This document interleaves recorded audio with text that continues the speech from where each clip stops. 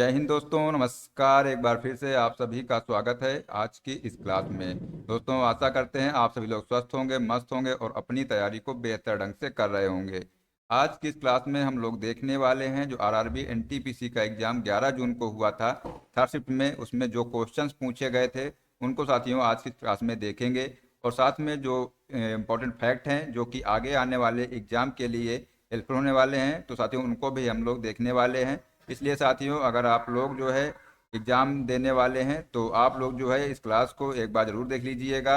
और साथियों, अगर आप लोग चैनल पर पहली बार आए हैं, चैनल को सब्सक्राइब कर लीजिएगा और जो बेल आइकन है उसको प्रेस कर लीजिएगा, जिससे कि आने वाली सभी क्लास नोटिफिकेशन आपको मिलता रहेगा। दोस्तों, आइए स्टार्ट करते हैं।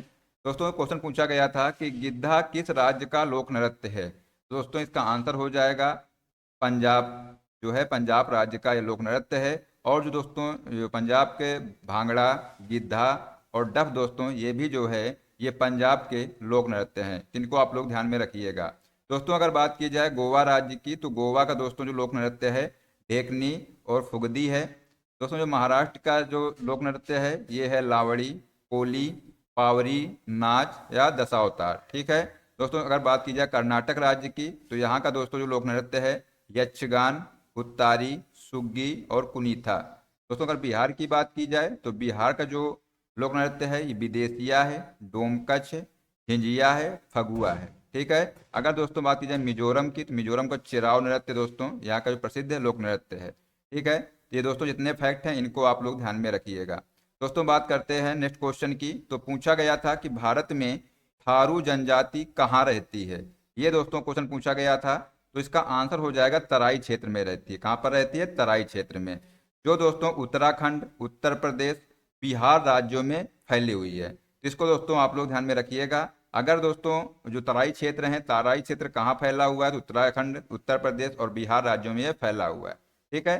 नेक्स्ट साथियों क्वेश्चन पूछा गया था कि भारतीय संविधान का कौन सा अनुच्छेद मध्यस्थता द्वारा अंतरराष्ट्रीय विवादों के निपटारे को बढ़ावा देता है।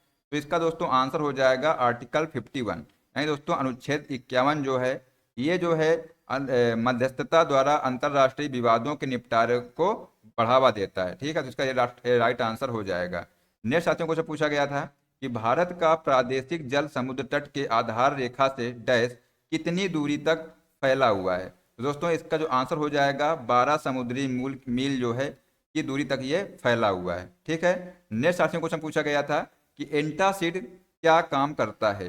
दोस्तों याद रखिएगा, जो एंटासिड है ये जो है एंटासिड आपके पेट में एसिड को बेअसर कर देता है। ठीक है। एंटासिड दोस्तों एक ऐसी दवा है जो आपके पेट में एसिड की मात्रा को कम करके सीने की जलन और अपच से जो है राहत दिलाता है। ठीक है। तो ये दोस्तों फैक्ट आप लोग ध्यान में रखिएगा।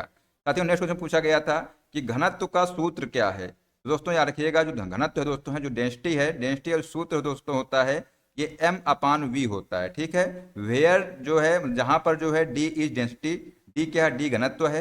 m दोस्तों मास है जो द्रव्यमान है। और दोस्तों अगर बात की जाए v की, तो v क्या है? v जो है वॉल्यूम है, यानी जो आयतन है। ठीक है। तो दोस्तों याद रखिएगा, जो घनत्व का जो मात्रक होता है ये द्रव्यमान बते आयतन होता है। ठीक है। तो ये साथियों आप लोग ध्यान में रखिएगा। दोस्तों अगर बात की जाए मात्रक की, तो इसका जो मात्रक होता है दोस्तों ये जो है किलोग्राम प्रति मीटर क्यूब होता है। तो ये भी दोस्तों आप लोग ध्यान में रखिएगा। ठीक है। नेक्स्ट साथियों क्वेश्चन पूछा गया था कि छौंक on food economics and society पुस्तक किसके द्वारा लिखा गया था। तो इसका दोस्तों आंसर हो जाएगा अभिजीत बनर्जी द्वारा दोस्तों ये पुस्तक लिखी गई थी। ठीक है। तो ये दोस्तों इसका राइट आंसर हो जाएगा। साथियों नेक्स्ट क्वेश्चन पूछा गया था कि सुभाष चंद्र बोस से पहले INA यानी कि इंडियन नेशनल आर्मी दोस्तों के प्राचार्य कौन थे, ये आपसे पूछा गया था। तो इसका दोस्तों आंसर हो जाएगा जो INA का जो गठन है एक भारतीय सैन्य सैनिक मोहन सिंह ने किया था। ठीक है। तो दोस्तों मोहन सिंह इसका राइट आंसर हो जाएगा, क्योंकि मोहन सिंह दोस्तों के नेतृत्व में INA का गठन 1942 में हुआ था। और दोस्तों सुभाष चंद्र बोस ने जुलाई 1943 में जर्मनी से जापानी नियंत्रित सिंगापुर में आकर के INA का नेतृत्व किया। तो यहाँ पर दोस्तों पूछा गया था कि सुभाष चंद्र बोस से पहले जो है प्राचार्य कौन थे। तो दोस्तों इसका आंसर हो जाएगा मोहन सिंह थे। ठीक है। दोस्तों याद रखिएगा कि 21 अक्टूबर 1943 को सुभाष चंद्र बोस ने आजाद हिंद सरकार और INA की घोषणा की थी। ठीक है। तो ये भी दोस्तों आप लोग फैक्ट ध्यान में रखिएगा, यहाँ साथियों आपको क्वेश्चन जरूर देखने को मिलेगा। ठीक है। नेक्स्ट साथियों क्वेश्चन पूछा गया था कि किस आईआईटी का एक शोध केंद्र है? ये साथियों आपसे क्वेश्चन पूछा गया था। तो कोरल भारतीय प्रौद्योगिकी संस्थान खड़गपुर, ठीक है, ये जो आईआईटी खड़गपुर दोस्तों है, इसका एक शोध केंद्र है। इसका दोस्तों पूरा नाम महासागर नदी वायुमंडल और भूमि विज्ञान केंद्र है। ठीक है, तो ये दोस्तों आप लोग फैक्ट ध्यान में रखिएगा। साथियों नेक्स्ट क्वेश्चन पूछा गया था कि एमएस वर्ड में फाइल को सेव करने की जो शॉर्टकट की जो है ये क्या होती है? ये आपसे क्वेश्चन पूछा गया था। तो इसका साथियों राइट आंसर हो जाएगा Ctrl+S। ठीक है, ये साथियों इसका करेक्ट आंसर हो जाएगा। नेक्स्ट साथियों क्वेश्चन पूछा गया था कि 17वीं शताब्दी के दौरान पुर्तगालियों को भारत में अधिक व्यापार क्यों मिला? तो दोस्तों याद रखिएगा, इसलिए जो है क्योंकि वे जो है पहले यूरोपीय थे जिन्होंने भारत के लिए समुद्री मार्ग खोजा था, और वे अपने बेहतर जहाजों और गोलाबारी का उपयोग करके हिंद महासागर में अरबों के प्रभुत्व को खत्म कर चुके थे। इसलिए दोस्तों जो है जो 17वीं शताब्दी के जो दौरान जो है पुर्तगालियों को भारत में अधिक व्यापार मिला था। ठीक है, पुर्तगालियों ने दोस्तों भारत में व्यापारिक चौकियां स्थापित की, इसमें गोवा भी शामिल था, और जो पुर्तगाली भारत की राजधानी बन गई थी। ये दोस्तों फैक्ट ध्यान में रखिएगा। नेक्स्ट साथियों को जो पूछा गया था कि सबसे बड़ा चाय बागान किस देश में है? तो दोस्तों इसका आंसर हो जाएगा असम राज्य में। कहां पर? असम राज्य में है, जो कि भारत देश में है। ठीक है, ये आप लोग ध्यान में रखिएगा। नेक्स्ट साथियों क्वेश्चन पूछा गया था कि कौन सा मामला 99वें संविधान संशोधन से संबंधित है?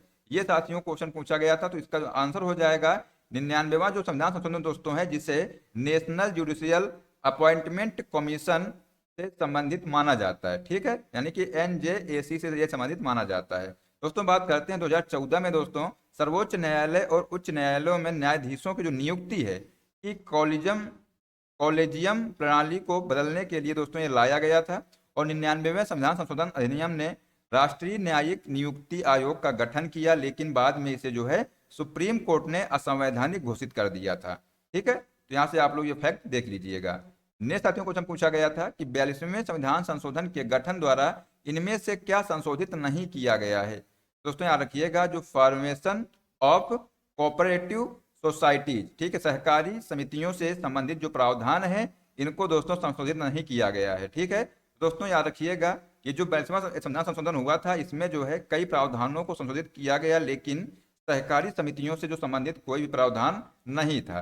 दोस्तों बात करते हैं 97वें संविधान संशोधन की। इसमें दोस्तों अधिनियम 2011 में सहकारी समितियों को संवैधानिक दर्जा और संरक्षण दिया गया था। 42वें संविधान संशोधन की बात करते हैं दोस्तों, तो इसमें जो है 1976 मुख्य रूप से निम्नलिखित परिवर्तन के लिए जाना जाता है। प्रस्ताव में दोस्तों संशोधन हुआ इसके द्वारा। इसमें दोस्तों समाजवादी, धर्मनिरपेक्ष और अखंडता शब्द जोड़े गए थे। बात करते हैं दोस्तों मूल कर्तव्य की, तो नागरिकों के लिए दोस्तों 10 मूल कर्तव्य इसी के तहत जोड़े गए थे। ठीक है, तो ये दोस्तों आप लोग यहाँ से ध्यान रखिएगा। क्वेश्चन नेक्स्ट में पूछा गया था कि इनमें से कौन सी नदी पठारी क्षेत्र में नहीं बहती है?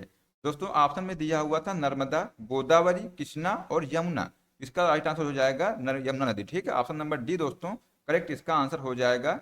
याद रखिएगा, जो नर्मदा नदी है दोस्तों, जो गोदावरी है और जो कृष्णा है, ये नदी दोस्तों प्रायद्वीपीय भारत से होकर बहती हैं, जबकि यमुना नदी दोस्तों हिमालयी क्षेत्र से बहती है और गंगा नदी में मिलती है। इसलिए दोस्तों इसका करेक्ट आंसर हो जाएगा यमुना नदी। ठीक है, ऑप्शन नंबर डी।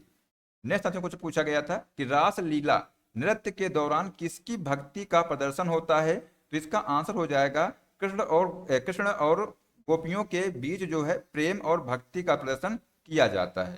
ठीक है दोस्तों, ये जो फैक्ट है इसको ध्यान देख लीजिएगा कि रास लीला को अलग अलग तरह से प्रदर्शित किया जाता है, लेकिन इसमें जो है कृष्ण, राधा और गोपियों का एक भव्य और चमकदार रूप दिखाया जाता है। ठीक है, नेक्स्ट साथियों क्वेश्चन पूछा गया था कि भारत में उच्च न्यायालय किस अनुच्छेद के तहत रिट यानी जो आदेश है ये जारी कर सकते हैं? इसका दोस्तों आंसर हो जाएगा अनुच्छेद 226 के तहत। ठीक है, ये साथियों आप लोग ध्यान रखिएगा। अगर बात की जाए वहीं पर सुप्रीम कोर्ट की, तो ये दोस्तों आर्टिकल 32 के तहत रिट जारी कर सकते हैं। इसको भी आप लोग ध्यान में रखिएगा। नेक्स्ट साथियों क्वेश्चन पूछा गया था कि वित्त वर्ष 2025 तक भारत के सीमेंट क्षेत्र की जो वार्षिक वृद्धि दर है ये क्या रहने का अनुमान है? तो दोस्तों याद रखिएगा, ये जो है 4 से 5% के बीच रहने का अनुमान है। जैसा कि रेटिंग एजेंसी ICRA ने निर्माण गतिविधियों में अपेक्षाकृत सुस्ती के कारण बताया है। हालांकि दोस्तों कुछ उद्योग विशेषज्ञों और कंपनियों का मानना है कि अगले वित्त वर्ष 2025-26 में यह वृद्धि दर दोस्तों 7 से 8% तक पहुंच सकती है। ठीक है, तो ये भी आप लोग दोस्तों ध्यान में रखिएगा। अच्छा, नेक्स्ट क्वेश्चन पूछा गया था कि तुगलक वंश में कृषि विभाग को क्या कहा जाता है। दोस्तों यहाँ रखिएगा, जो तुगलक वंश में दोस्तों कृषि विभाग में दीवाने ए अमीर को ही विभाग कहा जाता है। ठीक है, तो ये दोस्तों आप लोग इसका आंसर देख लीजिएगा। साथियों एक बात और याद रखिएगा कि इसका जो उद्देश्य है, ये दोआब क्षेत्र में कृषि उत्पादन में सुधार करना दोस्तों इसका उद्देश्य था। ठीक है, नेक्स्ट साथियों क्वेश्चन पूछा गया था कि भारत में भारतीय सिविल सेवाओं को चार्टर अधिनियम द्वारा अधिनियमित किया गया था। तो मतलब यहाँ पर साथियों पूछा गया है कि जो भारत में जो है भारतीय सिविल सेवाओं को किस चार्टर अधिनियम के द्वारा अधिनियमित किया गया था। तो दोस्तों इसका आंसर हो जाएगा 1853 का चार्टर अधिनियम के द्वारा। ठीक है, ये दोस्तों इसका करेक्ट आंसर हो जाएगा।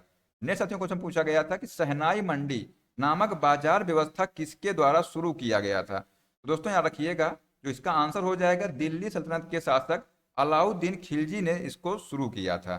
ठीक है, तो ये जो इसका आंसर देख लीजिएगा। नेक्स्ट क्वेश्चन पूछा गया था कि इनमें से कौन सा कथन कंप्यूटर के बारे में सही दिखाया दिया गया है।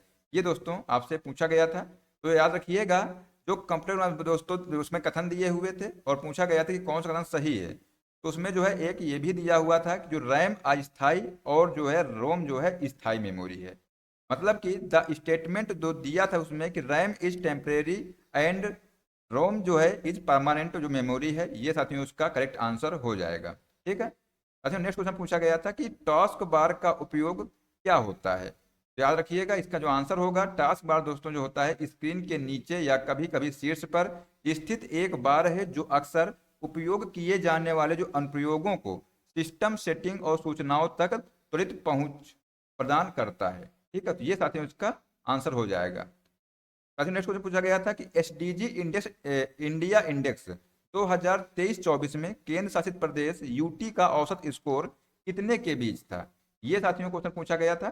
तो एसडीजी इंडिया इंडेक्स 2023-24 में दोस्तों केंद्र शासित प्रदेशों का जो औसत स्कोर रहा है ये 65 से लेकर के 77 के बीच रहा है।